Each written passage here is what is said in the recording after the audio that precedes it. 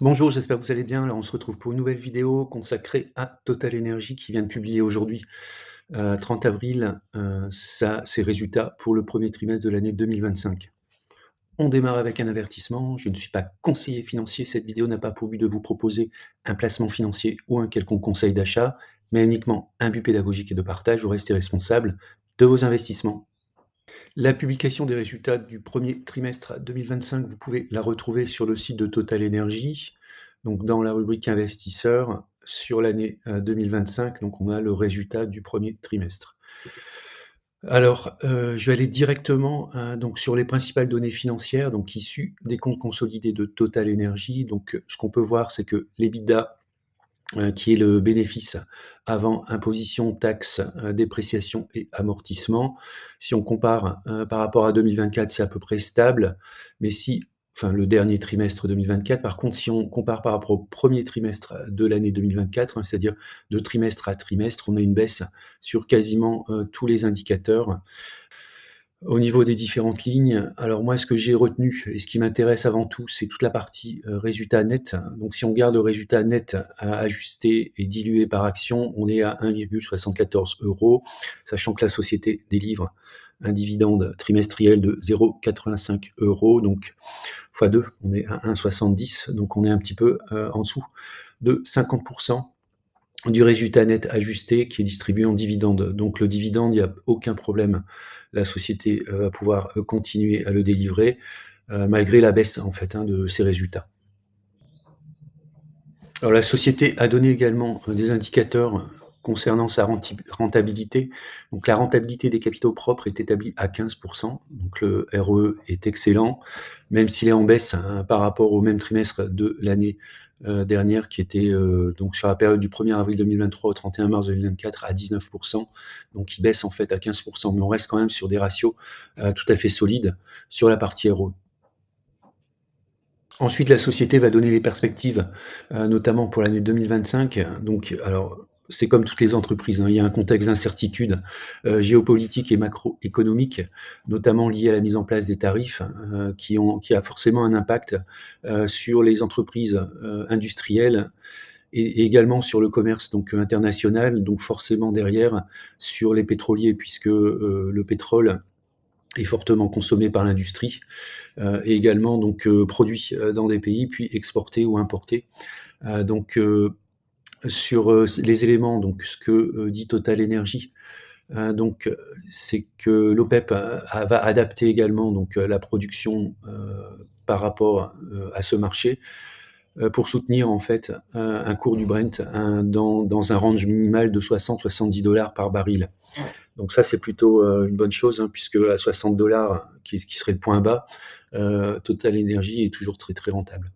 Les prix du gaz européen sur les marchés, donc forward, c'est en prévisionnel, demeurent soutenus au deuxième trimestre 2025, dans un contexte de reconstitution des stocks en Europe. Et compte tenu de l'évolution des prix du gaz et du pétrole ces derniers mois et l'effet de décalage des formules de prix, Total Energy anticipe un prix moyen de vente du GNL de 9 à 9,5 $, donc au deuxième trimestre 2025. Donc pour 2025, Total Energy confirme sa guidance d'investissement entre 17 et 17,5 milliards de dollars, donc 4,5 milliards de dollars dédiés aux énergies bas carbone. Donc on est toujours en ligne avec les prévisions de croissance au niveau de la société. Si on regarde une analyse de long terme, c'est-à-dire les droites de régression, donc on peut voir que l'action Total Energy n'est pas une société de croissance. On a une croissance du modèle de l'ordre de 3%. Si on ajoute le dividende qui se situe entre 5 et 6%, plus le rachat d'actions qui a été confirmé, c'est de l'ordre de 2 milliards. Alors je ne sais plus si c'est par trimestre ou sur l'année. On est sur une croissance de l'ordre de 10% en moyenne sur les 30 dernières années. On a un coefficient de corrélation de 0,70, donc ça veut dire que c'est un cours qui fluctue de manière assez forte. Donc idéalement, ce serait d'aller la chercher entre -1 et -2 sigma, c'est-à-dire entre 35 et 45 euros. Le cours actuellement est à 50,35 € en baisse de 3,82 au moment où je tourne la vidéo, hein, donc pour l'instant, les résultats T1 sont sanctionnés par le marché. En tant qu'investisseur, particulier, moi, ça me va bien puisque, mon objectif, c'est de renforcer, dans des zones, en dessous, en fait, du prix théorique qui se situe bien sûr, relativement haut à 60 €. On voit entre -1 et -2 sigma, on est entre 35 et 45 €. 45 €, ce serait pour moi, du point de vue, des droites de régression, un point idéal en fait, pour renforcer sur l'action totale. Alors si on regarde sur plutôt le court terme,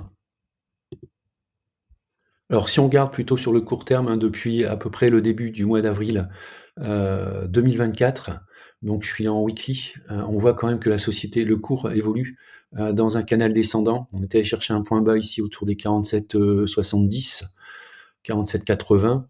On a rebondi et puis là, avec la publication des résultats, on repart en fait, dans la continuation de la baisse. Donc, j'ai un PRU qui est autour de 50. En fait, il est un petit peu plus haut, hein, il est plutôt avec, voilà, avec les frais. Je me situe plutôt à 50 €. Donc on voit que, on est en train d'enfoncer, alors la semaine n'est pas terminée, mais on est en train d'enfoncer ici, la moyenne mobile à 200 jours, pardon, à 200 périodes, hein, puisqu'on est en weekly et on est en train de revenir, en fait, sur mon PRU. Donc moi, à titre personnel, je vais renforcer, heu dans la zone, comprise entre, 44-45 et puis, 50 qui est mon PRU. On va terminer avec ma position et stratégie sur l'action Total. Donc Total, c'est la première valeur dans mon portefeuille, j'en ai 484, donc pour un poids de 18,86 une valorisation de 24 451 €, avec une plus-value de 249 €. Vous avez en bas donc, les dividendes, versés par rapport au cours actuel, 5,81 €.